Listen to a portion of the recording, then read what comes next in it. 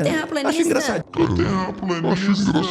Eu acho ele engraçadinho, olha que legal. Eu só acho ele burrinho mesmo, morro de dó e tal. 6 milhões de casos de malária no Brasil. Nossa, meu pai já teve 12 vezes malária. Já tive 20 vezes a Vivax. Isso é um surto.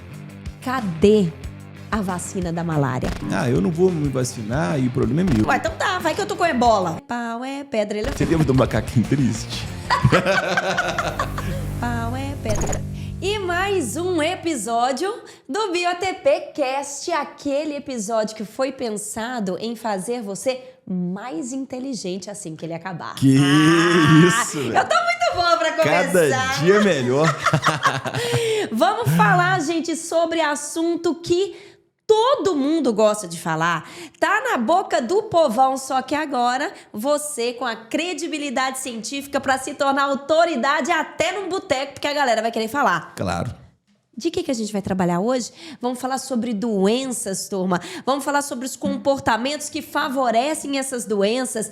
Vamos falar sobre as ações que levam a emergências e doenças reemergentes. Sobre as negligências que a gente comete, principalmente pelos países que, vamos dizer, são submundo, são terceiro mundo. E aí você pode usar o nome que você quiser. O fato é que, a partir de agora, você vai conhecer as ações humanas que aumentam a propensão de doenças e, claro, automaticamente, o que a gente pode fazer para não nos deparar com mais uma pandemia, epidemia, sempre focado em aumentar as suas chances de acertar a questão na prova. É mais do que biologia. Assunto muito quente. Muito quente. É muito Bora. quente. Inclusive, eu tenho o seguinte, tá, gente? Já vou avisando logo no começo. Fiz um estudo antes de entrar aqui sobre quais são as doenças, as parasitoses mais faladas nas provas dos últimos 2 anos.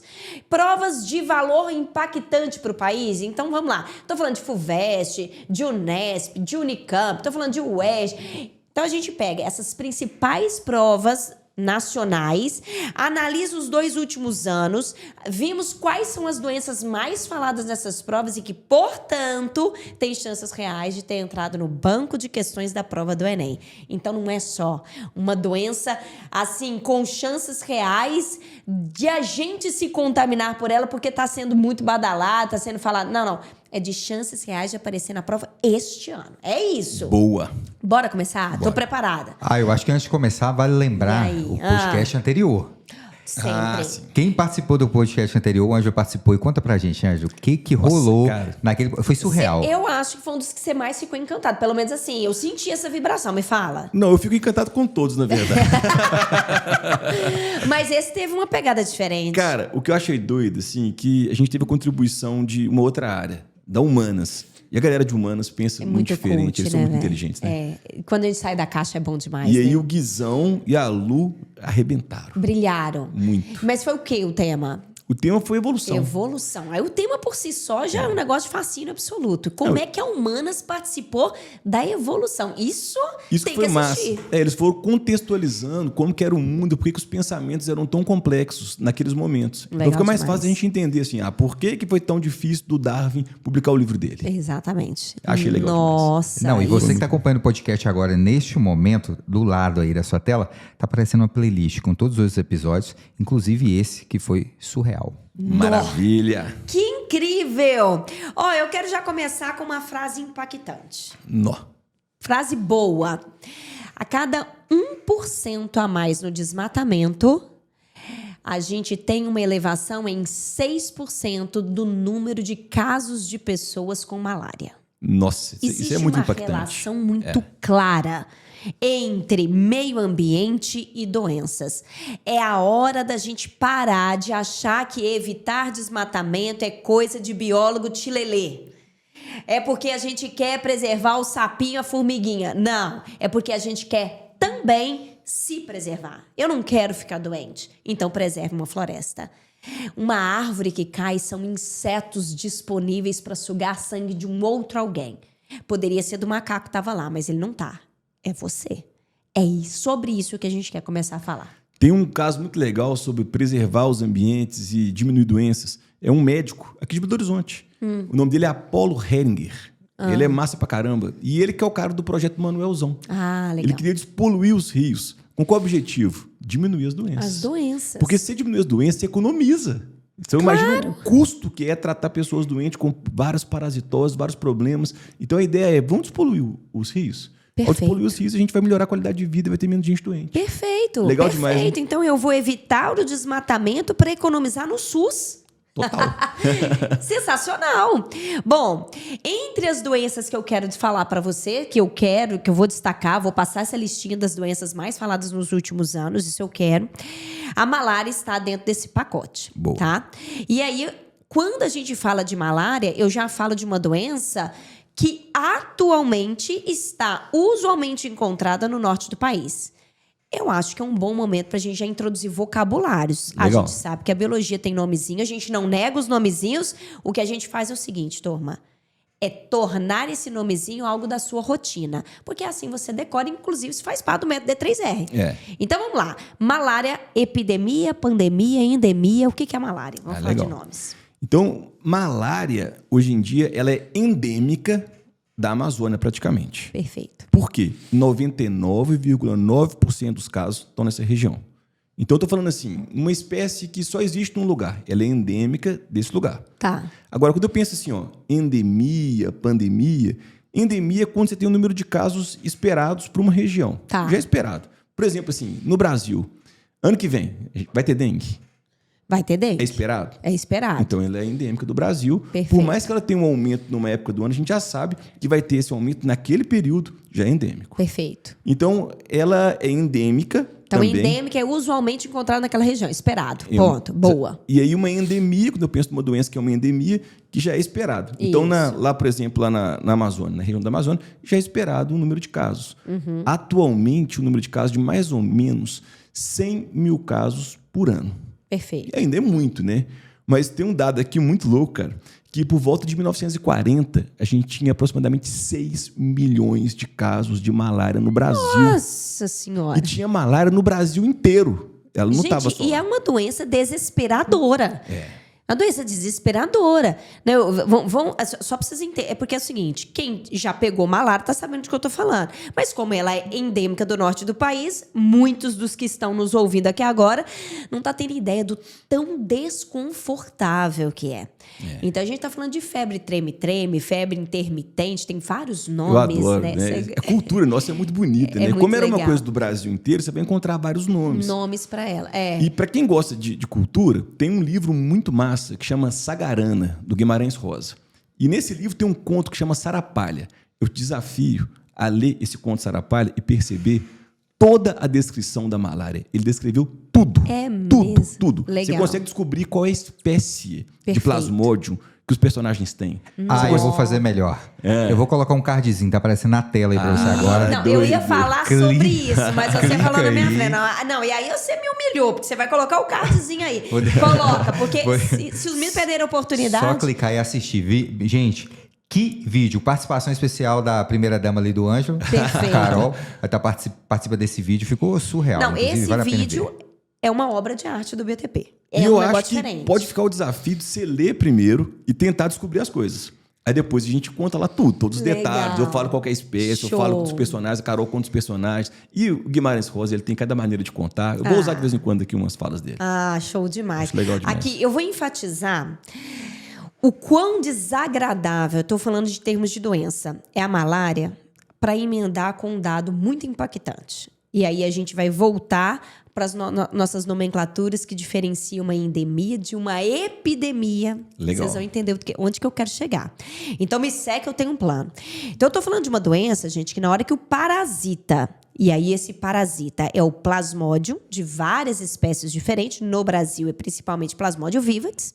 Infelizmente na África é principalmente o Plasmodium falciparum, que é o mais letal deles. Ele entra no nosso, né? Ele entra no sangue pela picada do mosquito. Entrou. Mosquito prego, hein? Não vai confundir com o mosquito palha, tá? Que o palha é da leishmaniose. O vetor aqui é o mosquito prego. Entrou dentro da nossa corrente sanguínea, faz um ciclo no fígado e dos hepatócitos migra para o sangue. E aí começa a malária de verdade. Que a malária ela é caracterizada pelo ciclo eritrocítico, pelo ciclo hemolítico, onde ele vai destruindo as hemácias. Toda vez que ele vai destruindo as hemácias, sai ali uma toxina chamada hemozoína que a pessoa começa a ter o acesso malárico, a convulsão malárica. Então, a gente está falando de uma febre muito alta, a gente está falando de tremor, a gente está falando de sudorese. Então, ela tem aquelas convulsões que vão demorando horas. Você imagina você ali, horas. Delira, né? A pessoa delira. É surreal, porque febre é muito alta, é desesperador, gente. E aí o trem não passa, porque eu tô falando de horas. Aí, de repente, dá uma sensação de que vai dar uma melhorada, só que, na verdade, ele está só repetindo o ciclo, infectando novas hemácias para multiplicar ali dentro e depois estourar tudo de novo, fazendo esse ciclo terçã, quartã, que é característico, que é isso que está no livro. E é regular, né? O tempo de Regular. reprodução. Então, o tempo que vai demorar para voltar a febre é regular. É Você fica sem febre um tempo, depois volta. Pode ser Perfeito. terçã, quartã. O que é isso? Terçã, quartã? Isso, é porque aí, é assim, para ele fechar o ciclo, ele demanda 3 dias, febre terçã. Na música lá de Elis Regina, é pau, é pedra, ela fala. Que isso, tem calma, um momento que ela tem, fala. ó, pera aí, gente. Que mulher! Mandou bem demais. Ele fala, é a febre terçã das A águas febre- de março. que Tem uma isso. parada assim, é. Que E isso. aí, olha que bonitinho isso, turma. Agora Canta vocês vão. muito. Canta muito, que mulher! Ó, vou contar um negócio. Hoje, a gente tem um Anopheles darlingii, ou gambiense, me parece que tem esse... Que tá parado ali no norte do país. Então, a gente tá vendo essa doença endêmica ali no norte do país. Cara, muito doido, porque a gente decidiu, vamos falar sobre as doenças, porque a gente só escolhe assuntos que têm chances reais de prova. Vamos trazer doenças para o episódio? No dia que a gente falou, vamos trazer para o episódio, eu não sei se o Instagram escutou, eu não sei se que é o... Que não medo, sei. Eu sei que é o primeiro post que eu abro da USP, dizendo uma nova espécie. Isso é super... Eu vi agora, gente. Uma nova espécie de Anopheles, oriunda da Ásia, mas que já alastrou pela África, com chances reais de vir parar no Brasil urbano. Nossa Senhora. Cara... Porque o Anopheles que tem aqui hoje, ele reproduz na sombra e na água fresca. Ele é de floresta. Não vai se dar aparecer muito ruim, um urbano, cara. vai ser complicado. Porque se hoje 99,9% está na Amazônia, é porque lá tem as melhores condições desse mosquito e porque em 1955 a Organização Mundial da Saúde entrou assim, pesado para destruir esse mosquito aqui. Deu muito certo. Não conseguiu eliminar totalmente. É muito raro ter em outro lugar. Só para Camila Pitanga que teve em São Paulo. Camila Pitanga, atriz, ela estava em São Paulo, num sítio, na pandemia, e ela ficou doente, ninguém descobriu que ela tinha. Porque como é que em São Paulo alguém vai desconfiar de malária? Malária, isso aqui era malária, velho. E ela teve, você sabe essa história? Ela esteve lá na Amazonas, trouxe o parasita de lá? Não, ela estava em São Paulo. Na pandemia, ela estava isolada. Ela falou, eu vou morar num sítio em São Paulo, no interior de São Paulo. Que loucura isso. E ela pegou 0,01%. Das coisas mais difíceis que tem de acontecer, aconteceu com ela, teve malária. Coisa louca. Porque existe um caso, né? Existe assim, são estágios diferentes do protozoário. Então, ele pode chegar, né? Porque a forma infectante dele é esporozoito, mas ele passa por vários estágios. Trofozoito, merozoito. Então, tem um estágio dele chamado ipsonoito que fica dormente. No fígado, fica quietinho. Então, você pega a malária lá no norte do país, aí você vai embora. Aí, meses depois, você tá lá em São Paulo, por exemplo, você manifesta, que a gente chama de malária tardia, mas não foi o caso dela. Não. O caso dela foi o 0,1% mesmo fora da Amazônia. Foi. Uma Por isso doideira. que ninguém acertava. Porque Ninguém acertava. normalmente os caras te perguntam assim, você esteve na Amazônia? Aí você fala, sim, o cara, ela, não estive. Não estive, não, a casa caiu. E aí, olha que coisa interessante, gente. Esse novo Anopheles, que é o Anopheles stephensi, eu acho que esse é o nome dele, stephensi. Bom, é um Anopheles que já está urbanizado na África. E a gente sabe que há a possibilidade do transporte desses vetores. Ele pode vir dentro do navio, ele pode vir dentro do avião, porque eles também usam desses transportes. Eu acho que é questão de tempo. Inevitável. Aí a gente... Você imagina, gente, uma epidemia no estilo da dengue que a gente viveu, só que de malária. E aí eu posso te falar uma coisa? Cadê a vacina da malária? Porque aqui a gente tem um mito. Existe uma galera que acha que realmente tem vacina da malária aqui, que não existe. Para nossa malária tá complexo. Porque a galera da África tá vacinando. Só Tá. que lá, a principal espécie é o Plasmodium falciparum. Falcíparo. E aí, beleza, tá vacinando pro Plasmodium falciparum, que são os casos mais graves também, mais complexos, Isso. né? E aqui no Brasil, o que a gente mais tem é o Plasmodium vivax. Isso. E aí, o que acontece? Eu lembro que eu estava na Amazônia uma vez, e aí eu andando com um cara lá da região e tudo mais, aí a gente tinha que subir um morro, assim, o cara da minha idade e eu era bem mais novo. Então, assim, eu imaginei que o cara ia aguentar andar bem. Aí o cara subiu o morro, ficou cansadão, assim. Falei, não, cara, você tá mal preparado, hein, ele. Já tive 20 vezes a Vivax. Perfeito. É porque o cara mora na região da loucura. malária. Uma loucura. Eles já chamam de Vivax. Eles não falam que eu tive malária, Ele já não. criou Ele intimidade. falou, eu tenho a Vivax. Tenho a Vivax. Aí ele teve 20 vezes, eu falei assim, então senta um pouquinho e descansa. Não tem problema não, Olha eu que te espero. loucura. Eu te espero, cara. Não, isso me lembrou mesmo o fato que eu falei, ai, isso é exagero. Não, eu tive um caso mesmo que eu tava dando aula de malária, e aí eu falando que é endêmica do norte do país, aí a menina levantou a mão e disse, então é por isso que meu pai já teve 12 vezes malária. Quem mora Eu falei, lá. vai ter 13, É. vai ter 14, porque ali, cara, é pautorano, é uma coisa É o louca tempo mesmo, inteiro. é o tempo inteiro. Por vir, epidemia, e aí? Ó, é legal a gente ter falar de endemia, lembrar de endemia, você tem um número de Isso. casos esperados, Tá. aí de repente pode aumentar. E pode voltar ao normal. Isso é um surto. Então, se aumentou o número de casos, diminuiu o número de casos. Aconteceu um surto, vamos investigar o que pode ter rolado. Tipo, rolou, por exemplo, em 2017, um surto de febre amarela aqui em Minas Gerais. Urbana. Urbana. Isso. Urbana não, foi febre amarela silvestre, né? Ah, foi? silvestre. Graças a Deus. Foi só silvestre. E aumentou e diminuiu. A galera ficou preocupada, tudo mais e tal. Mas aí, beleza. Desapareceu, tudo mais. Agora, quando você tem um conjunto de vários surtos, então você tem um surto, outro surto seguidos, aí você tem o quê? Uma epidemia. Isso. É até comum eles usarem o termo surto epidêmico. Surto epidêmico. Isso. Então, epidemia é quando você aumenta drasticamente o número de casos esperados ou você vê em regiões não esperadas. Então, é o número de casos ou é a extensão de disseminação da doença. E Caracteriza uma geralmente epidemia. é numa escala que é estadual, nacional, mais ampla. Assim. Não é uma Entendi. coisa só de uma cidade, é Isso. uma coisa mais ampla. Isso. A gente tem uma epidemia. Epidemia. Quando se torna uma pandemia? Aí, pandemia tem que ser pelo menos em 3 continentes. Essa é uma das definições legal, que eles legal. colocam. Aham. Só que, na verdade mesmo, o conceito de pandemia é político. Você lembra? Não sei se vocês lembram, porque decretar uma pandemia é uma coisa que a galera entra em desespero, né? Desespero, é. Não sei se vocês lembram da época da Covid, custou para decretar. Quem Foi. fala que é uma pandemia, quem pode falar assim, ó, é uma pandemia? É OMS. a Organização Mundial da Saúde. Então, num conceito de livro, assim, eles falam assim, a conta está bem estabelecida em pelo menos 3 continentes. Entendi. E, na realidade mesmo, para determinar, é só a Organização Mundial da Saúde. Ela fala, agora sim temos uma pandemia.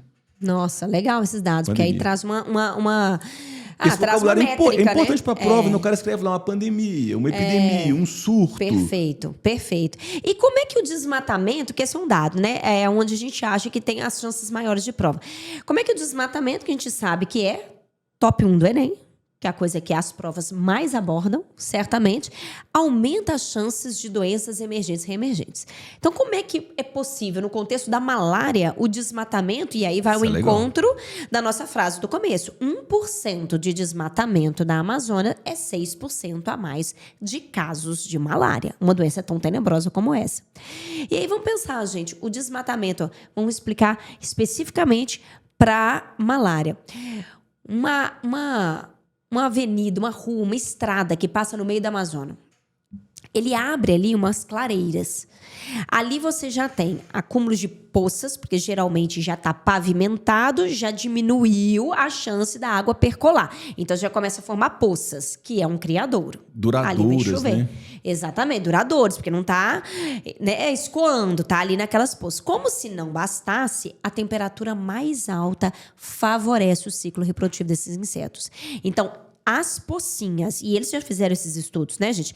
As pocinhas d'água na beirada da estrada têm uma população muito maior de anófeles do que as pocinhas dentro da floresta.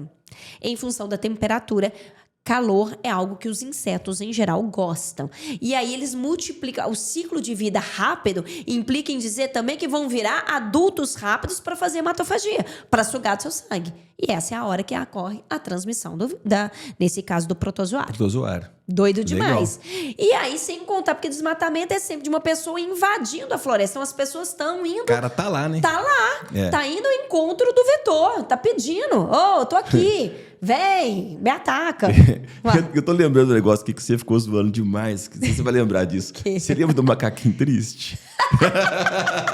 Lembra dessa história? Eu lembro. Foi na Live das Apostas, eu acho. Foi na Live das do ano Apostas. passado. É porque... Que eu tenho que falar, que a gente acertou 6 questões. Eu não consigo falar da Live das Apostas sem falar o tanto que a gente acertou. Meu Ô, Deus bicho, do céu. É porque eu falo do macaquinho triste assim, por quê? Imagina você, estressado, alimentando mal, dormindo mal. O que acontece com a sua imunidade? Ela cai.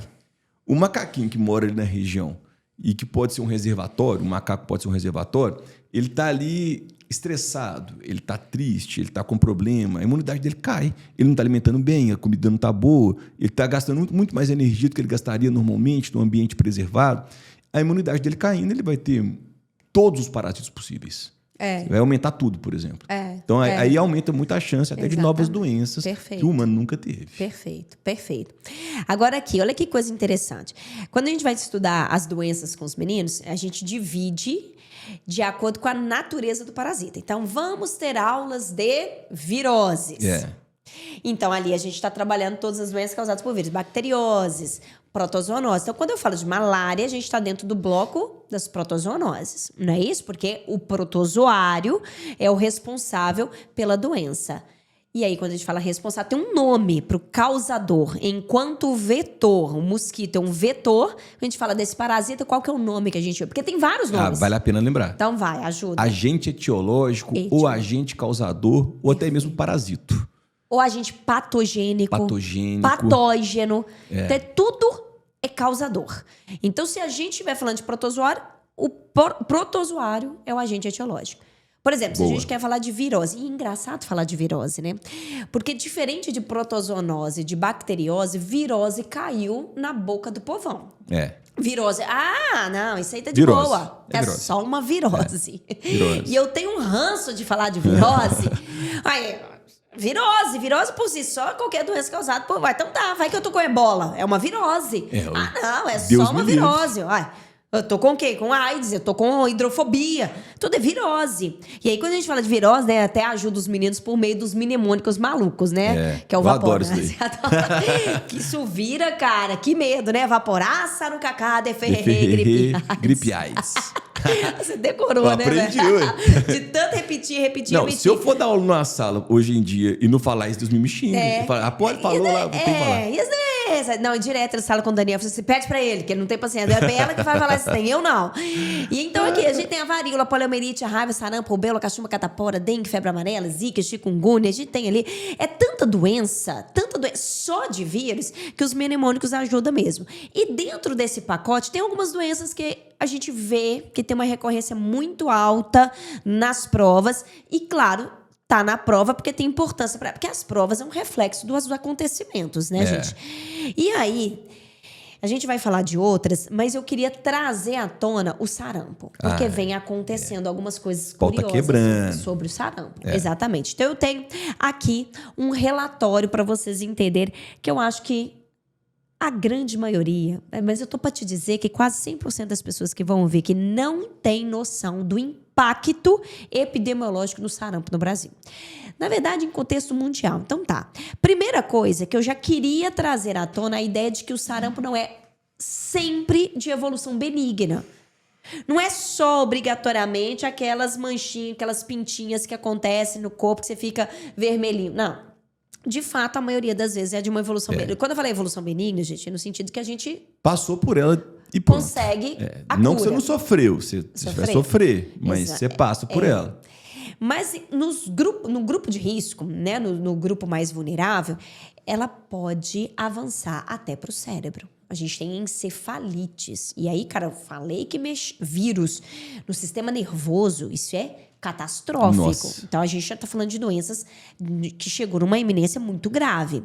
Quem que é esse grupo de risco, principalmente? Os bebês, por exemplo.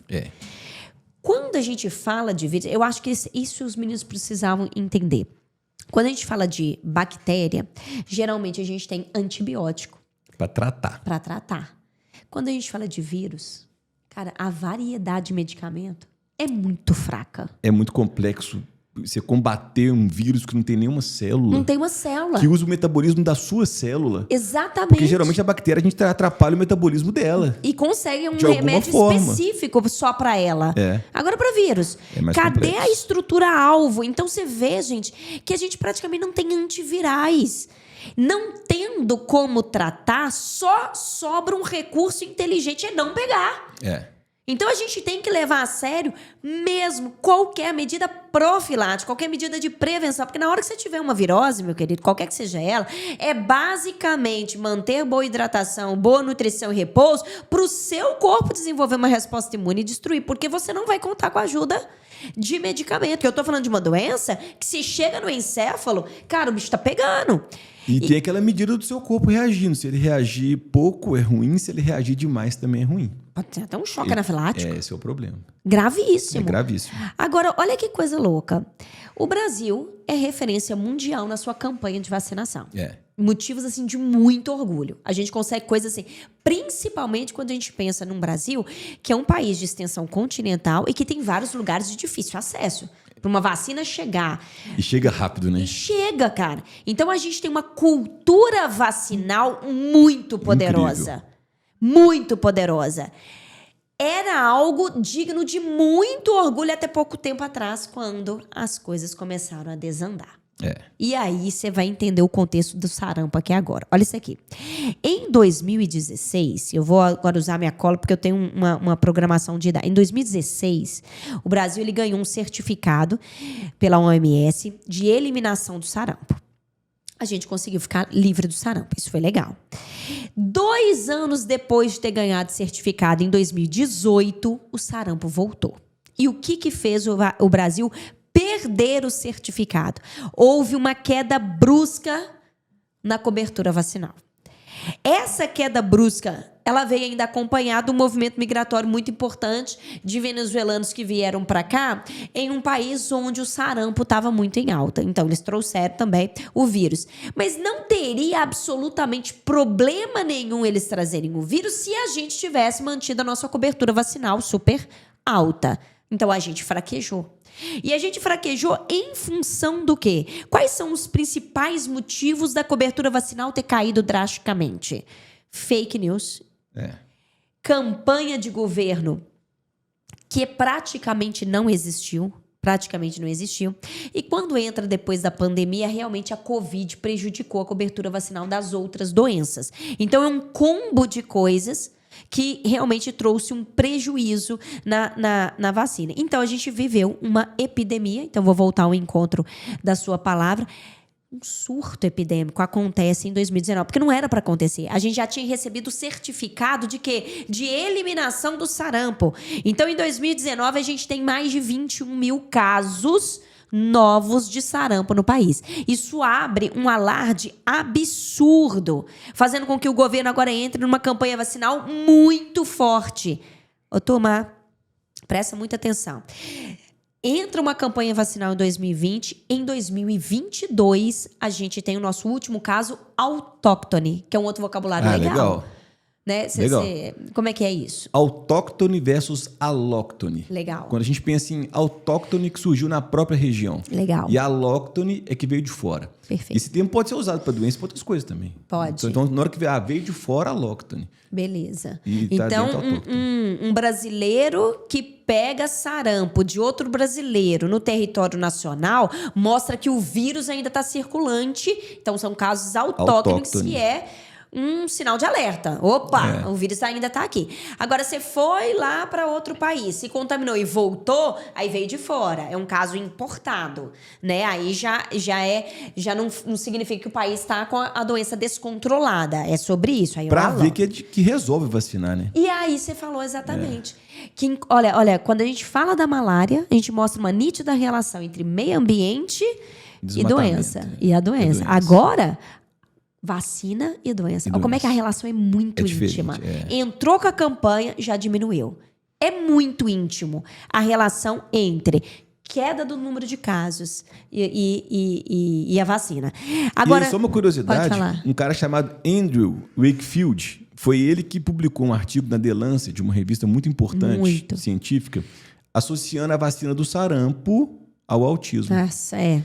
E aí passou esse artigo, assim, foi uma coisa meio absurda e tudo mais. Aí eles foram investigando. Quando você publica um artigo numa revista importante, não dá para você ficar mentindo por muito tempo, porque seu experimento vai ser repetido por milhares e milhares de pessoas no mundo inteiro. Isso é E ciência. todo mundo começou a repetir o experimento do cara. É porque não existe verdade eterna, né? E aí foram repetindo e foram vendo que estava dando errado, e foram investigar. O que descobriram? Que esse cara era um picareta.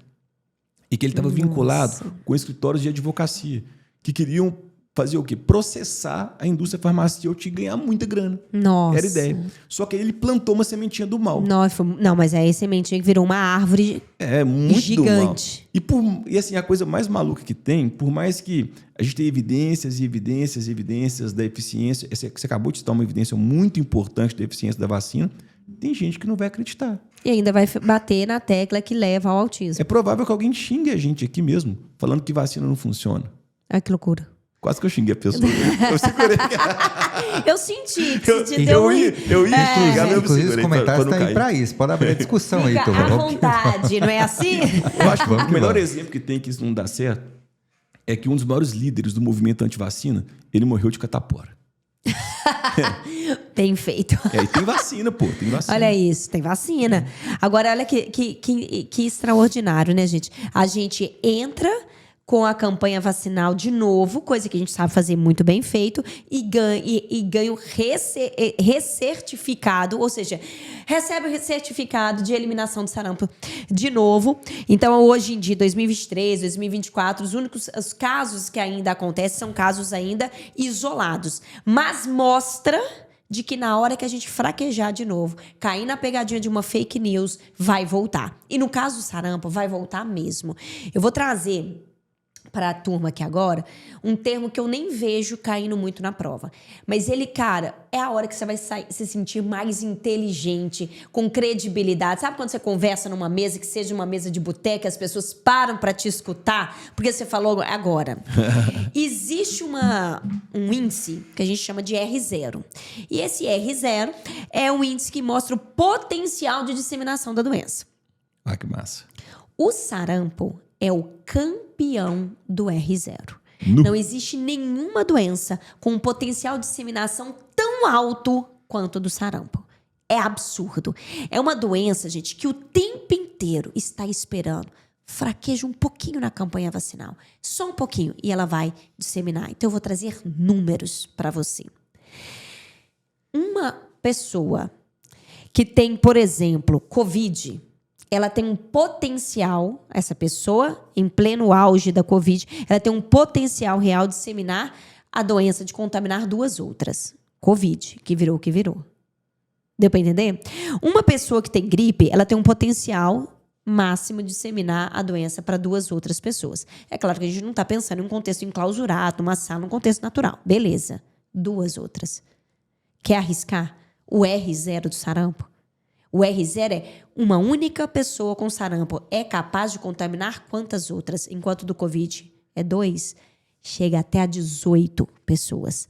É o maior R0 que tem. Que isso? Uma pessoa com sarampo chega a contaminar até 18 outras. Isso faz com que o sarampo seja, sem sombra de dúvida, a líder do R0, do potencial de disseminação. A chance de virar um surto epidêmico é muito grande. E sabe onde que mora a minha grande preocupação? Porque eu tenho bebês em casa. Pois é. Eu estava pensando nisso aqui agora, nesse provavelmente momento. você estava pensando também. Nesse momento. E quando que a gente vai dar a vacina para esse bebê? Pois é. A tríplice. É. A tríplice a gente só dá. A tríplice, ela previne sarampo, rubéola. Ela, se for tetra, né, ela previne também a catapora.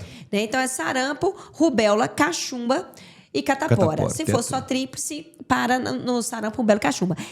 Com 1 ano de idade. Por que não é dado antes? Logo um bebê tão frágil. Exatamente o grupo onde o sarampo pode evoluir para uma encefalite, parar no cérebro, o vírus. Vamos dar essa vacina para esses bebês antes.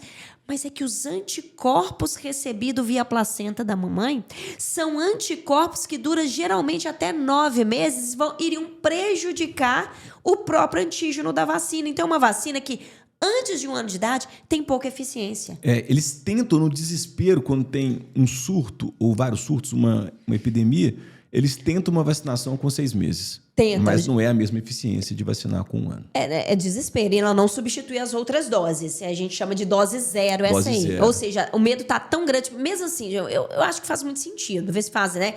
Cara, digamos que a eficiência seja de 30%. Mas 30% dentro de uma doença que tem chances reais de virar um grande surto epidêmico, vai 30% mesmo. Seria a dose zero da vacina. É sobre isso que a gente está falando. Então, aqui... no nosso caso, a doença que exige mais atenção. Não pode cair a campanha de vacinação E aí, olha, eu vou te falar um negócio.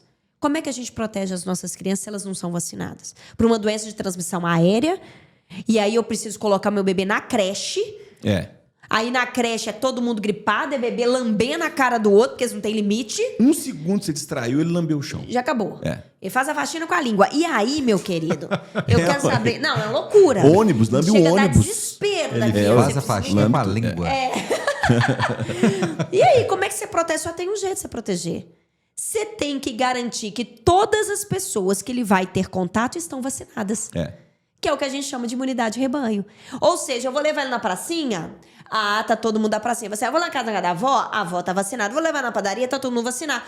Isso é 95% da população vacinada. A gente precisa de 95% Tem da que população. ser, cara, porque criança é difícil. Eu lembro que minha filha é pequenininha, bem pequenininha, e eu ficava de olho o tempo inteiro pra ela não lamber os negócios, né? Porque o menino põe tudo na boca. Aí tem um brinquedo ali, brinca, coloca na boca. Aí eu lembro direitinho, um dia que eu dei uma vacilada de 3 segundos. Tinha um menininho vestido de Homem-Aranha, eu falei assim, o Homem-Aranha. Não, quando ele tava lá, tava lambendo o brinquedo. Desse jeito. Aí eu fiquei umas 3 semanas apertado, falei, meu Deus. Não, e biólogo tem disso, né? Que a biólogo lembra de todas as doenças de uma vez só na hora que vê esse E a gente dá aula de doença todo ano. Você imagina? Nossa Senhora. Que é isso? Agora, posso te falar, gente? Olha que coisa louca. Pra gente conter, a gente chegar nesse tal imunidade de rebanho, que a gente pode chamar de imunidade coletiva, pro sarampo, a gente precisa de 95% das pessoas no Brasil vacinadas. A gente chegou num nível tão crítico a ponto de apenas 56% das pessoas terem sido vacinadas. Eu preciso de 95% para proteger as crianças no país, dos bebês no país. A gente chegou a 56% apenas. Isso é um choque. Tem um argumento do antivacina que é assim, eu não vou me vacinar e o problema é meu, não é seu. O problema não é seu. Porque algumas pessoas elas não podem vacinar, algumas pessoas não respondem à vacina, algumas pessoas têm um sistema imunológico deficiente. Então, quando você vacina, você está protegendo você e o seu entorno. Lógico. Então, é uma coisa de responsabilidade mesmo, social. É diferente de ser um terraplanista. O terraplanista... Acho engraçadinho. Eu acho ele engraçadinho, mas que legal. Eu só acho ele burrinho mesmo, morro de dó e tal. Fala pra mim como é que é, então. Explica aí. Ele vai chegar na beirada, ele vai cair, deixa ele cair lá no abismo e tal. Agora, antivacina, não. O problema é nosso. Então, não dá pra ser antivacina. É isso. E aí, esse cara, na hora que a gente... Foi em 2021, tá? Que a gente chegou nesse índice baixíssimo da vacina da tríplice. E aí, foi exatamente o ano que tava bombando o quê? As fake news, principalmente. Né? A falta de campanha do governo. E, claro, a gente teve... O Covid prejudicou muito. Porque quando chega também a pandemia, as pessoas têm medo, mesmo as pessoas que querem vacinar. Não vou vacinar de sarampo agora, não. Vou não, porque eu vou ter que ir no posto. Se eu for no posto, eu vou pegar a doença. Então, um monte de gente não foi no posto pra tomar vacina, levar os bebezinhos pra tomar vacina. Fazia sentido na época, né? Na época fazia sentido isso. E em alguns lugares chegou a faltar mesmo, atrasou a vacina, caos, porque ficou todo mundo focado em Covid. Então, realmente, 2021 foi um momento muito crítico, é isso. Então, sobre o sarampo, eu acho que tem umas chances grandes de prova. Tem um dado que diz que é um negócio legal, que é se você estiver numa sala fechada,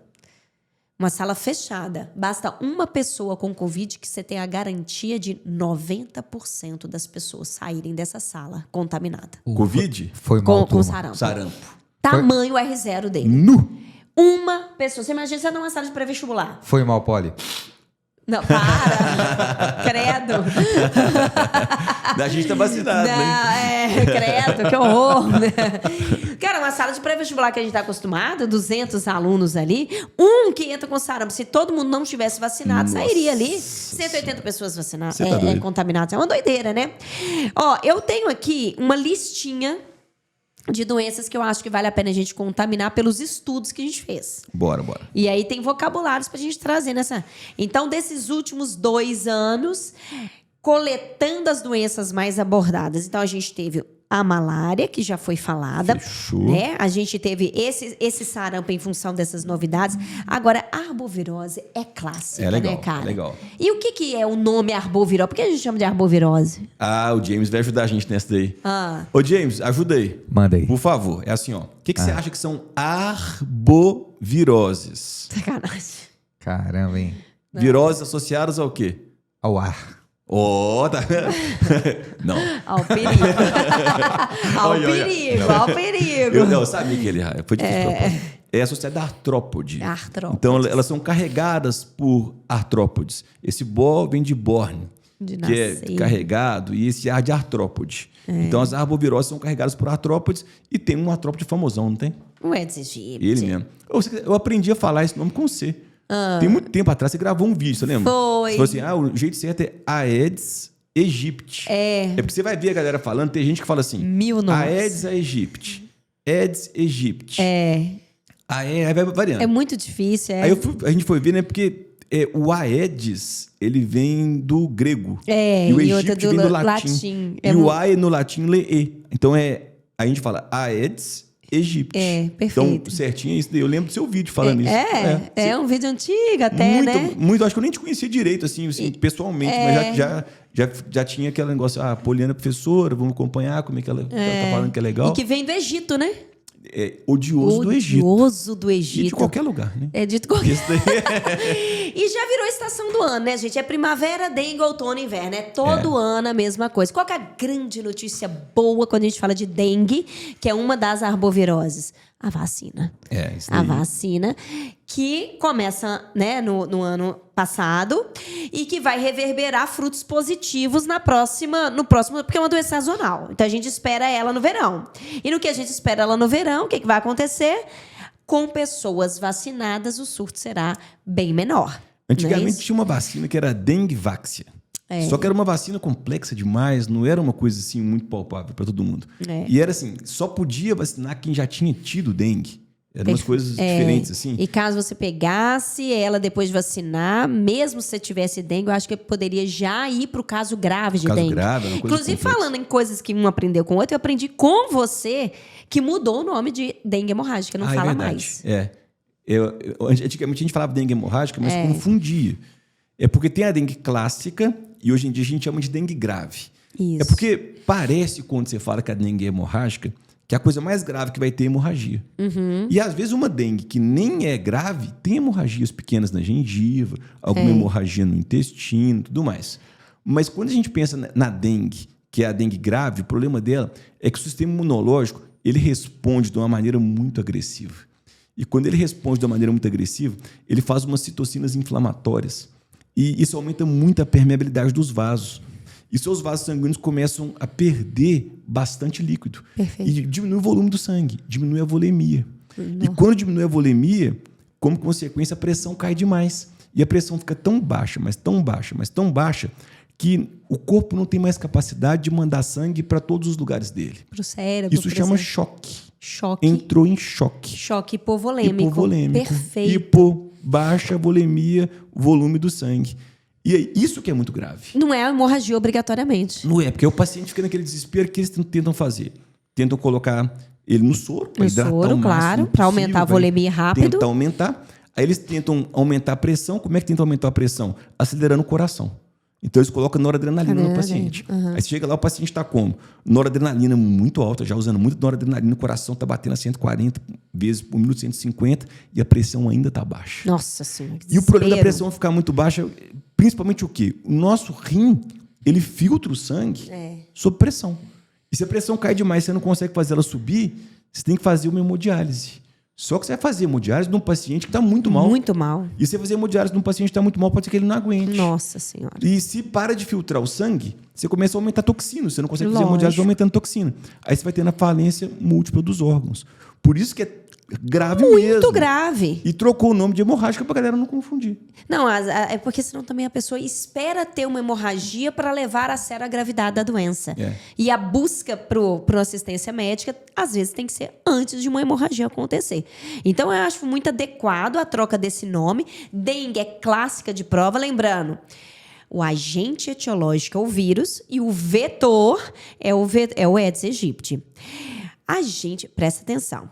Quando fala de vetor, tem um outro, porque tem duas divisões, não tem? Vamos legal. Explica para os meninos assim, vetor biológico e mecânico, né? Biológico versus mecânico. Então, quando a gente pensa no vetor biológico, ele é infectado. Ela é mais uma palavra legal para aprender. Legal. Ser infectado. Tem gente que fala assim, eu estou contaminado pelo vírus. Você está contaminado pelo vírus, ele está na sua mão. Você não vai desenvolver uma doença por causa disso. Agora, você está infectado, o vírus está invadindo sua célula, está multiplicando dentro de você. Então, quando você tem um vetor, que é um vetor biológico, ele é infectado. Então, o protozoário, o vírus, eles vão multiplicar nas células desse vetor. Ele faz parte do ciclo. Faz parte do ciclo. E quando a gente fala um vetor mecânico, ele fica só contaminado e não fica infectado. Então, vamos supor, tem uma bactéria que está no cocô. Aí uma mosca vai lá e pousa no cocô. Aí na patinha da mosca vai ficar grudada ali a bactéria. Ela vai voando e pousa no queijo. E leva a bactéria para o queijo. A mosca sofreu alguma coisa? Não. Não, ela foi só um vetor mecânico. Você que vai ter problema ao comer o queijo. E falar em mosca tem uma coisa nojenta que ela faz, né? Porque ela tem uma digestão fora do corpo, né? Então ela cospe a enzima para digerir, espera um pouquinho e depois lambe ali, né? E aí o problema é que tem gente que é desesperadinho, aí a mosca acabou de cuspir a enzima com restinho de cocô, bactéria, aí a pessoa fala, sai mosca, ela vai embora. Mas o resto nojento. Ela nem lambeu que ela ia ter, sacou? Que nojo! Então a diferença é essa, vetor mecânico versus vetor biológico. Biológico, maravilha. Agora, olha que coisa...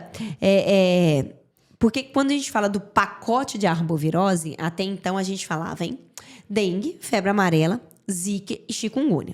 Dessas 4, a febre amarela é que classicamente tinha vacina, já todo mundo toma vacina no SUS, etc. Depois de 10 anos, toma reforço, ok. A febre amarela, ela é endêmica do norte do país. A febre amarela silvestre, né? E os casos urbanos são raros. A galera comumente toma vacina da febre amarela antes de viajar para o norte do país, achando que está tomando vacina para malária. E aí a confusão, não existe vacina humana para doença protista no Brasil. Essa frase é para decorar. Legal. Não existe vacina humana para doença protista no Brasil. A vacina que a gente tem de protozoário é o Plasmodium falciparum da África, então eu estou falando do Brasil. Ou vacina, por exemplo, o cachorro para leishmaniose, a Leishtek, leishmania, que inclusive tem algumas polêmicas relacionadas, mas é cachorro, eu estou falando humano. Então, quando você toma uma vacina antes de ir para o norte do país, é para febre amarela silvestre.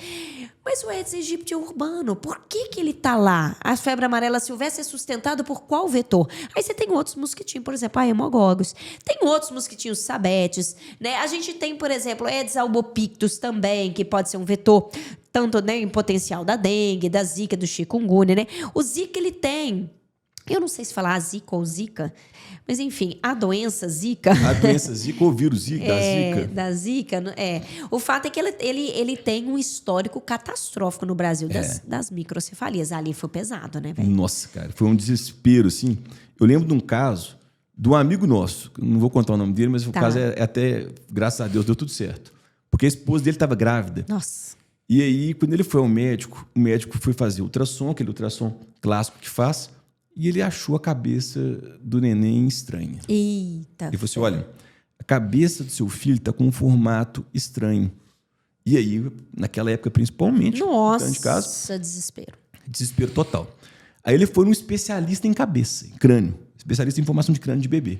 Quando ele chegou lá, o médico começou a olhar ali para o ultrassom, olhou para o pai, olhou para a mãe e começou a rir. Aí ele falou, como assim você está rindo, doutor? Ele falou assim... A cabeça é estranha, igual a sua. A sua cabeça é estranha, ela tem o formato da sua cabeça. Graças a Deus. Graças a Deus. Falei, não, o cabelo crescer, vai tampar, ninguém vai nem ver isso daí. Não, e a gente entra na pilha, né, velho? A gente entra na pilha, é isso mesmo. Agora, olha que coisa interessante. Eu tenho uma impressão que as provas vão vir muito, ao invés da doença, o contexto que aumenta a sua incidência. Então, assim, qual que é a relação da urbanização com essas arboviroses? Lembrando que agora entra em cena uma quinta arbovirose, E essa já não é pelo Aedes aegypti mais, né? Que aí agora é o Maruim, que é a febre Oropouche. Mas ela não tem uma fama tão grande quanto dengue, zika, febre amarela e chikungunya. Vai pegar. É uma quinta arbovirose. Agora, o fato é que a urbanização e essas doenças têm uma relação muito íntima. Legal. Então, a gente tem uma frase que diz: junto com o crescimento da população urbana, cresce a população de mosquitos. Então, é um crescimento que vai acontecer, nesse caso, é diretamente proporcional. Quanto mais eu urbanizo, mais criadouros desses mosquitos vão surgir. Vão por quê? Vão porque um solo pavimentado formou pocinho ali. Como se não bastasse, a gente tem ilhas de calor. Mais uma vez, favorece a multiplicação desse mosquito. Aumenta o número de ovos e aumenta o ciclo, a velocidade do ciclo. Então, é mais mosquitinho adulto ali querendo sugar do seu sangue. Isso sem contar que em centros urbanos a movimentação das pessoas é muito grande. O que significa dizer que eu tô aqui, cheio de vírus, daqui a pouco eu pego meu ônibus, vou passar ali, já tô levando meu vírus para outro lugar, onde o mosquito vai picar e vai passar para outra pessoa. Então, essa movimentação urbana favorece a movimentação do vírus de um lado para o outro. Então, a urbanização é, sim, um fator que aumenta drasticamente a disseminação de doença. Sem contar com a própria aglomeração, né, gente? Porque quando a gente fala dessas aglomerações de pessoas, a gente está falando de um mosquito que não tem que voar tanto para picar outras pessoas. Uma coisa é eu estar na roça, então ele tem que sair daqui e voar, e chegar lá naquele casebre que tá do outro lado. Outra coisa é sair daqui, já picou aqui. E o mosquito é muito louco, cara. Porque ele tem uma afinidade, né? O seu sensor nas antenas ao infravermelho, ao calor. Por que ele tem que ter a percepção de calor? Porque na hora que ele suga, ele tem que achar o meu vaso para sugar, um capilar. Então ele tem que perceber um microcapilar, que é quentinho, porque passa o sangue, para ele furar ali e pegar aquele sangue. Então, por exemplo, olha que situação diferente. Digamos que tá aqui todo mundo na sala, tal, não sei o quê, e tem uma pessoa, pode ser eu, que tô com o vírus da dengue, logo eu tô com febre, que é uma característica da doença. Marcante. Aí entrou um mosquito aqui, o Aedes aegypti. Há uma tendência dele sugar quem? Porque se ele suga, por exemplo, o Ângelo, que não tá com vírus, e depois suga James, que não tá com vírus, não tem transmissão. É parar também de pensar que todo mosquito tá contaminado com vírus. Não, não tá. Não tem transmissão. Mas ele não vai sugar nem o Ângelo, nem o James. Ele vai sugar o meu sangue. Porque eu tô mais quente do que eles. Então, eles me enxergam melhor. Agora, exatamente eu que ele escolheu, que sacanagem. Exatamente eu que tenho o vírus. Aí, depois, ele se satisfez, ele vai sugar do seu sangue o vírus passando. Olha isso. Vetor biológico. Maravilha. Na glândula salivar tem a multiplicação ali do vírus. Perfeito. Uma loucura isso. E aí pode até lembrar, né? Falando do Aedes aegypti, por exemplo. Eles estão utilizando atualmente uma bactéria chamada Wolbachia, que a Wolbachia ela infecta a glândula salivar dele. Isso e aí é eles perceberam legal, que o mosquito que está com a glândula salivar infectado com a bactéria Wolbachia, que ele não tem uma capacidade também a abrigar vírus ao mesmo tempo. Maravilha. Então, eles estão infectando vários. Tem fábrica de Wolbachia. Em Belo Horizonte tem fábrica de Wolbachia hoje. Não sabia, não. É maravilhoso. Fábrica de Wolbachia. E aquele caso dos transgênicos, né? Os mosquitos transgênicos. Isso é legal também. Eles colocaram gene de uma água viva para ele ter um brilho diferente lá, mais outros genes. Então, colocaram genes de outra espécie nesse mosquito.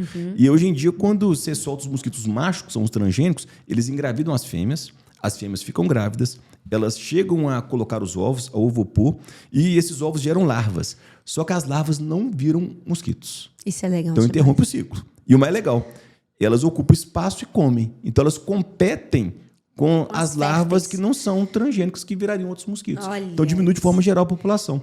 Essas duas atividades, da Wolbachia e dos transgênicos juntas, isso vai ser incrível. Mais a vacina, principalmente. Mais né? a vacina. A vacina, principalmente. Acho que a gente consegue controlar. Agora, é interessante. Já vi questão nesse sentido tem muita lógica por trás. Como que a introdução da vacina da dengue pode legal. aumentar a incidência das outras arboviroses? Pergunta boa. Isso é legal pra caramba. E a relação está exatamente na negligência. Porque até então, sem a vacina da dengue, a gente está focado em evitar água parada, eliminação de criadouros. É isso. A partir do momento que eu sou vacinado e confio que não vou pegar a dengue, eu negligencio esses criadouros, então essas águas paradas. O problema é que essa água parada é criador também do mesmo Aedes aegypti para chikungunya, para zika. Então pode acontecer uma explosão das outras arboviroses por negligência ao eliminar os criadouros. Uma vez que eu estou vacinado de dengue, eu estou achando que está tudo bem. Então tem que tomar cuidado. A gente vai continuar tendo que evitar água parada nesses criadouros. Saneamento básico, por exemplo, gente, é uma coisa que geralmente o aluno pensa só para as doenças orofecais. Só que o saneamento básico é um combo de ações. Saneamento básico envolve rede de esgoto, tratamento de esgoto, rede pluvial para escoamento da água da chuva e coleta de lixo. Então, em locais onde você tem uma coleta de lixo deficitária, você tem mais casos de dengue. Por quê? Porque o lixo é um mundo de criadouro. Aquela latinha, aquela sacolinha tá ali, trazendo um monte de aguinha parada para os bichos. Você sabia que teve uma doença que aumentou muita frequência depois do saneamento básico? E é uma doença orofecal? Eu sei qual que é. Doideira, né? A polio, né? A polio. Isso daí eu acho muito doido, porque... Eu só tenho coragem de falar disso porque eu tenho certeza da fonte, que é o Tortora. Então, Tortora. Porque é muito louca essa história. Porque a explicação é boa, né? Muito boa. Porque na época não existia vacina ainda, né? Então esquece vacina. Então, o que acontecia? As criancinhas novinhas, elas, num lugar sem saneamento, elas entravam rapidamente em contato e pegavam a polio. Tinham poliomielite, paralisia infantil. Entravam em contato com o agente etiológico rapidamente. Só que aí, depois que teve o saneamento básico, esse contato passou a ser mais tardio. E qual que é a diferença? Quando elas eram muito novinhas e entravam em contato, elas estavam mamando. E o leite da mãe ajudava na proteção. E eles tinham os casos mais brandos, às vezes nem percebidos. E depois, como foi sendo mais tardia, já não estava mais mamando, começou a aparecer mesmo a manifestação da doença. É muito interessante. Doideira, né? É muito legal, muito legal. E tem um outro caso da polio que eu também acho muito legal, é que em regiões endêmicas de poliomielite é mais vantajoso a Sabin, que é a do Zé Gotinha. Ah, legal. E isso por quê? Porque como ela é oral e é vírus atenuado, parte desse vírus vai embora nas fezes. Indo embora nas fezes, como lugar não tem saneamento básico, aquela pessoa vacinada está fazendo cocô e contaminando o meio, só que contaminando o meio com fezes que tem o vírus atenuado. Aí alguém vai lá e bebe de uma água, come de uma comida que tem essas fezes contaminadas. A pessoa está ingerindo o vírus atenuado da vacina do outro. Doideira. Ou seja, a pessoa está se vacinando, comendo cocô do outro, vacinado. Isso é uma loucura. Então você tem uma imunidade ali alastrada. É legal demais, velho. Show demais. Não, e o Daniel me contou uma coisa aqui que eu não sabia. Não sei se você tá sabendo disso daí. Não sei. Que o Zé Gotinha aposentou. Você sabia disso daí, não? Não. Ele aposentou, velho. Agora a que galera dó. não vai mais vacinar com a Sabin. Com a Sabin, só com a Salk. Salk, né? Não vai ter mais a Sabin, só a Salk. Olha que viagem. Legal, né? Mas o mascote tem que continuar. Porque, eu acho que tem que continuar. Ele é o mascote. Marcou a minha infância. Cara, sua infância, todo mundo. Não, o Zé Gotinha, ele tem mais um impacto na nossa vida do que Papai Noel, cara. Ele é importante, faz parte. Agora, olha que coisa interessante, Tô. Das demais doenças, assim, que eu busquei, foi cobrado muito nos últimos anos, mas é uma questão muito clássica mesmo. A esquistossomose. Na esquistossomose, ou na xistose, a gente tem agora uma verminose. E verminose não tende a ser umas doenças de alta incidência na prova, né? Geralmente, virose, bacteriose, protozoonose costuma... Mas a esquistossomose é uma verminose. Aqui dá pra gente marcar uma diferença entre um verme plateuminto e nemateuminto. Legal. Né?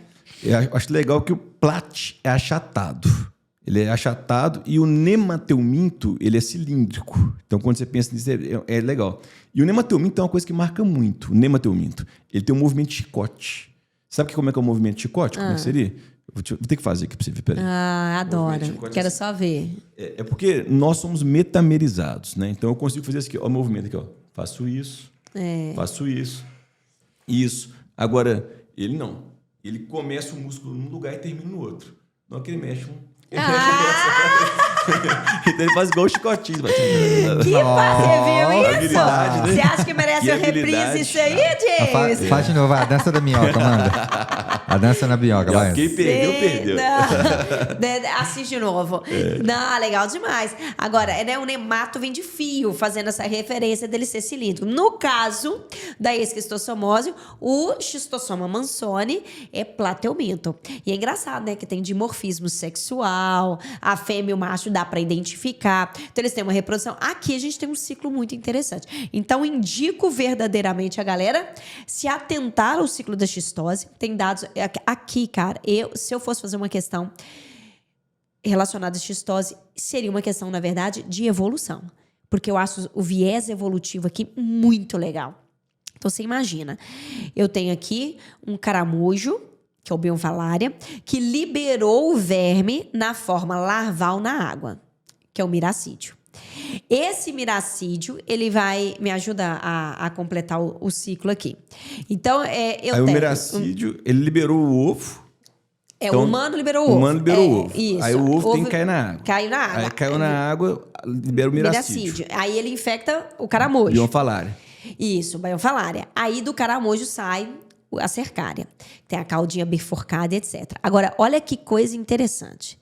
Para cada um miracídio que entra no caramujo, são liberadas até 100 mil cercárias.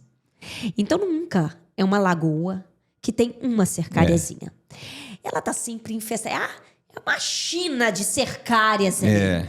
Aí a pessoa entra nessa lagoa. Por isso que na roça o pessoal chama de Lagoa da Coceira. Nadou, coçou, pegou. Pegou.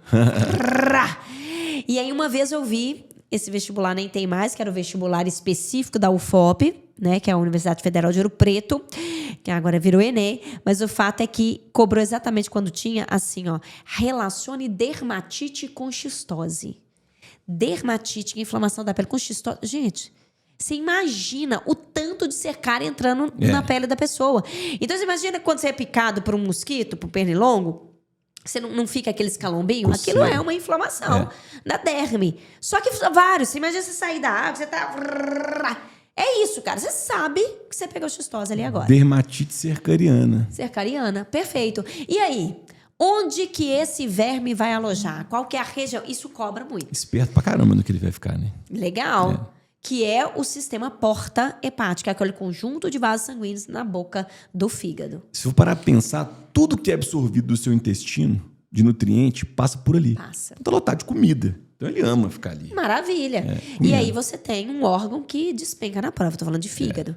Então é claro que os problemas maiores relacionados à xistose estão relacionados ao fígado. Inclusive a ascite, que é aquela barriga d'água. Quando por isso que a gente, né, vai dando aquele inchaço ali. Então, xistose, cara. E por que eu falei que eu faria uma questão relacionada à evolução? Olha que coisa interessante. O caramujo, me acompanha nesse raciocínio, o caramujo vai liberar cercária na água. Só que não há uma tendência dele liberar a cercária de forma uniforme ao longo do dia. Existem os momentos do dia onde essa cercária sai do corpo do Bionfalaria em grande quantidade. E é exatamente influenciado por alta luminosidade e temperatura.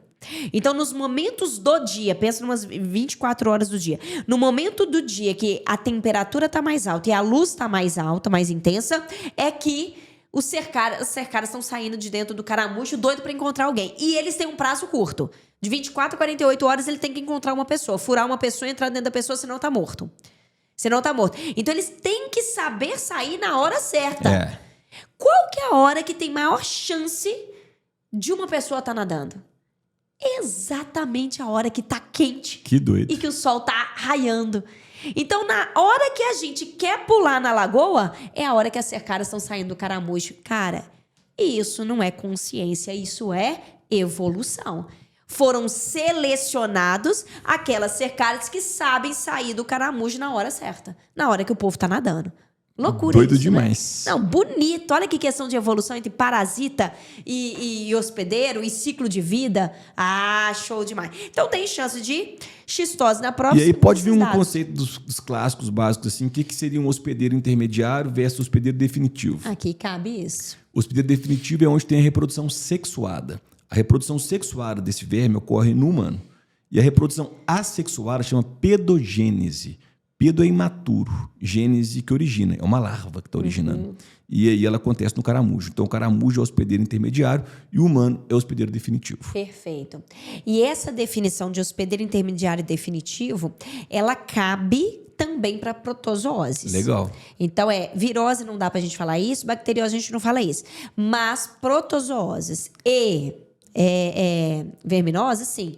Na malária, por exemplo, a gente tem uma exceção, né? Legal, porque a gente sempre fala, acho que a gente é o principal do negócio. Sempre acha que a gente é o definitivo. A gente é o intermediário e o mosquito é o definitivo lá da malária. Sexo acontece no anófeles, o mosquito prego. A gente chama mosquito prego também. Isso. Lembrando que o mesmo acontece na toxoplasmose. Então, toxoplasmose também é uma protozoose, né? Causada pelo Toxoplasma gondii, onde o definitivo é o gato. E a gente é um intermediário.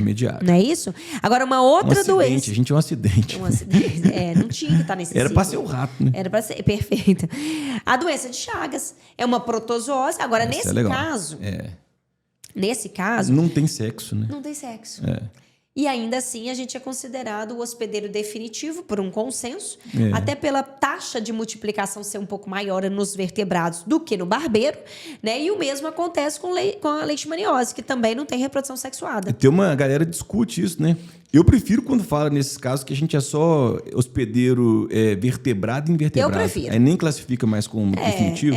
E deixando definitivo e intermediário para quando tiver sexo. Eu prefiro. Né? Melhor, fica não é? mais lógico. Eu acho que fica mais organizado. Fica mais organizado, perfeito. A doença de Chagas está entre essas doenças que eu busquei e que caiu. A gente não tem nenhum dado assim mostrando que houve um aumento da incidência da doença de Chagas. Então, são conceitos clássicos mesmo da doença de Chagas. Lembrando que ela é uma doença que também ela tem uma tendência de ser endêmica de uma determinada região. Cerrado, casas de pau a pique, então melhorias habitacionais, casas de alvenaria, são profilaxias para isso. Agora, engraçado, tem um gráfico muito bonitinho, aí eu queria ver se os meninos conseguem associar a resposta disso, né? Um gráfico de Minas Gerais, onde vai mostrando coloridinho os lugares que tem o barbeiro. O triatoma é o principal deles. A gente tem o Pastrongilo, o Ródinos, mas o triatoma é o mais importante deles. E um gráfico de Minas Gerais de novo, mostrando onde é que tem chagásicos, onde é que tem as pessoas com a doença. E aí as pessoas com a doença meio que espalhadas ali por Minas Gerais. Mas os lugares onde é que tem barbeiro já são muito mais restritos, né? Que tá mais ali numa região rural e tal. E aí ele pediu para explicar. Ué, mas se o barbeiro é o vetor, é o transmissor, por que tem tanto chagasco espalhado por Minas Gerais? Por que tem chagasco aqui em Belo Horizonte, se aqui em Belo Horizonte você não vê o triatoma classicamente? E aí, gente, tem várias respostas para ela, é uma questão aberta. Eu acho desafiador o menino desenvolver esse pensamento ali em cima da hora, não é uma questão fácil. Mas a migração já é uma boa resposta. Agora, a gente poderia avançar. Então, a pessoa saiu de lá da roça e veio parar aqui com Chagas. Minha avó, por exemplo, ela veio de Mendanha, no interior de Diamantina, ela veio com Chagas. Veio pra cá, veio pra Belo Horizonte e aqui ela ficou. Então, é um caso desses que eu tô te falando. Mas, por exemplo, tem outras vias de transmissão. É legal pensar nisso. Eu pensaria também, só linkando com a sua ideia, de ser uma doença crônica.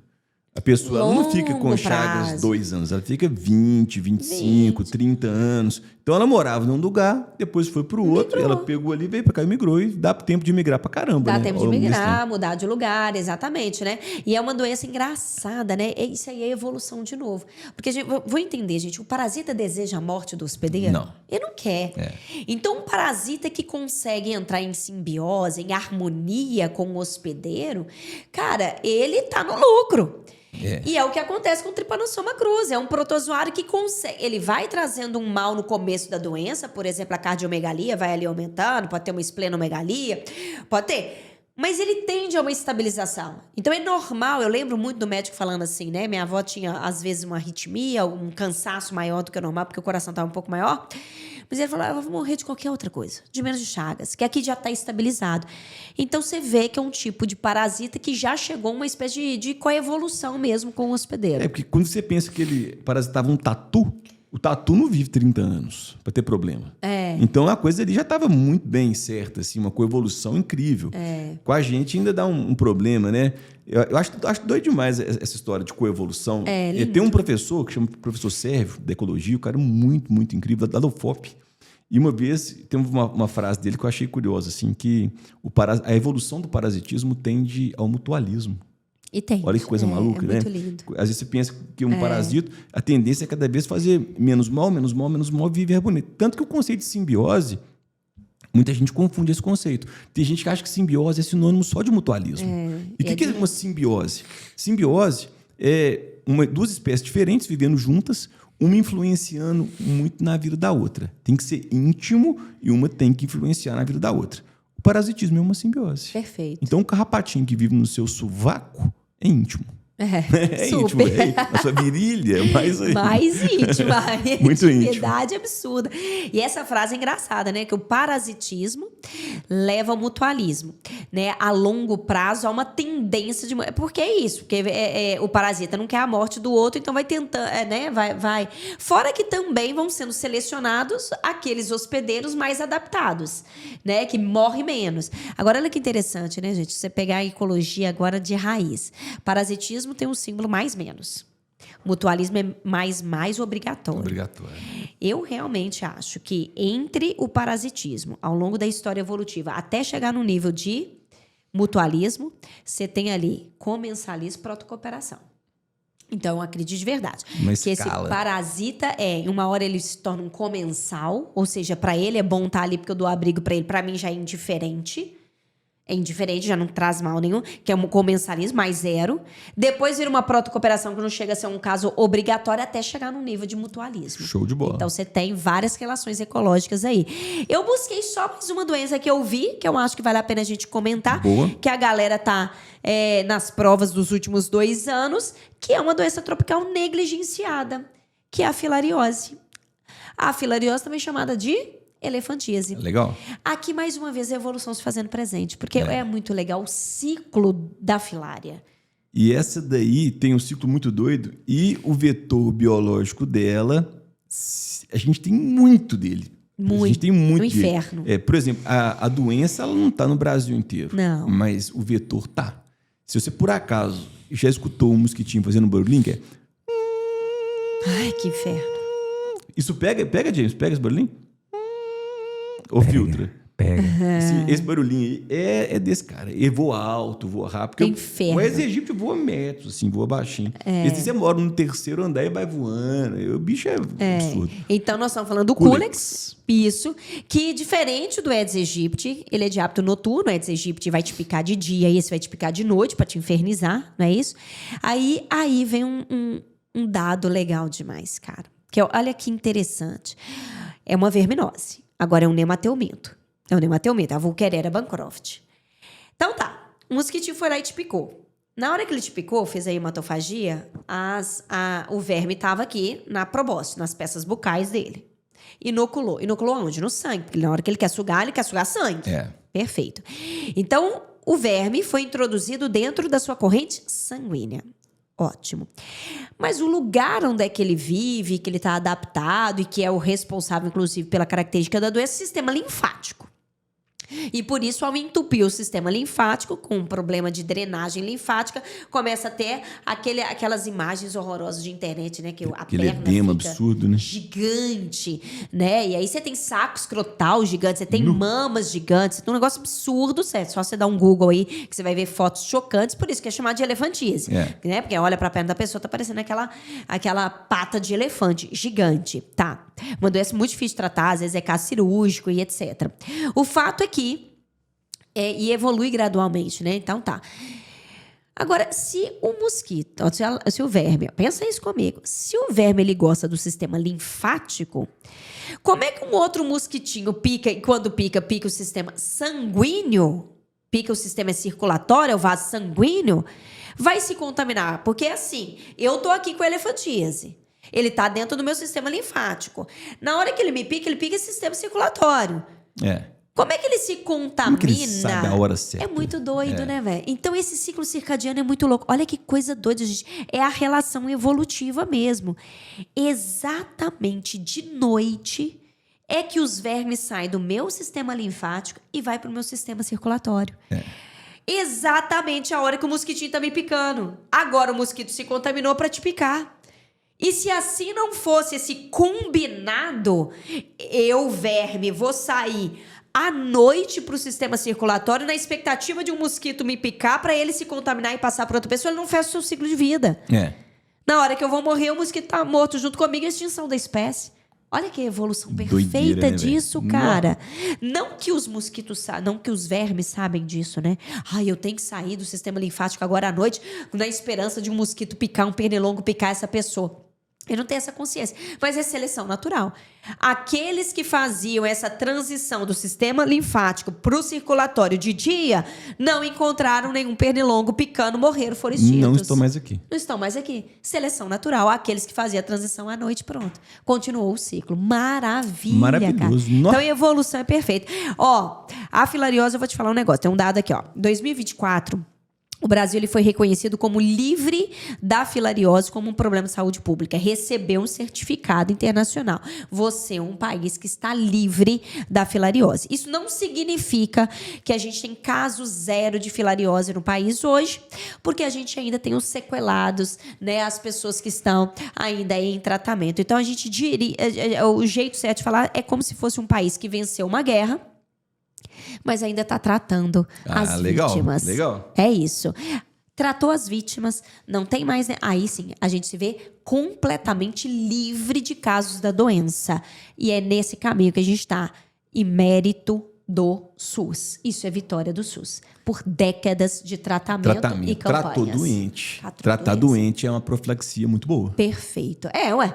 Porque aí o parasita não tá aqui. Então, sobre as doenças, eu acho que a gente fez uma limpa boa. Maravilha. O que você achou? Eu achei que passamos pelas principais. Provavelmente, se aparecer no Enem, vai ser uma dessas aí. Eu acho. Dentro da nossa pegada de live das apostas aqui, com certeza vai estar na nossa live das apostas. Hoje foi uma live das apostas aprofundada. Focada na doença. Pra focar. E para quem não sabe o que é a live das apostas, gente, presta atenção. A gente tem a nossa revisão, é uma plataforma de revisão. Se eu fosse você, já se atentava, porque ela vai começar logo. A ideia é que em novembro ela já esteja disponível. Dentro desse curso, porque é um curso com uma plataforma, ali a gente tem CEP, conceitos que estarão na prova, é aula de nomezinhos, a gente tem aulas de complemento. Você lembra daqueles exercícios de complementação? O menino vai... Então, assim, as próprias aulas de revisão, você imagina, a gente pega todas as aulas de ecologia, transforma em 4, todas as aulas de fisiologia, transforma em 4. Então, é só a nata, só a essência, e é dentro deste curso que existe a live das apostas. Então, fique esperto, em outubro tem a um gente link começa. aí fixado, você tem que entrar pro grupo. É só isso que a gente fala. Tô com dúvida. Entra pro grupo. A gente não vai dar todos os detalhes aqui. Os detalhes estão para quem tá no grupo. É um grupo que agora a gente está falando de podcasts, avisando sobre podcast. E, na época certa, a gente avisa sobre essa revisão, então esteja com a gente. Tamo junto. Amei! Bom demais, gente. James, eu gostei. Eu também. Vamos dar um salve para essa galera saudável, sem doença nenhuma. Um beijo para vocês, gente. Muito obrigada. Valeu. Beijo, gente.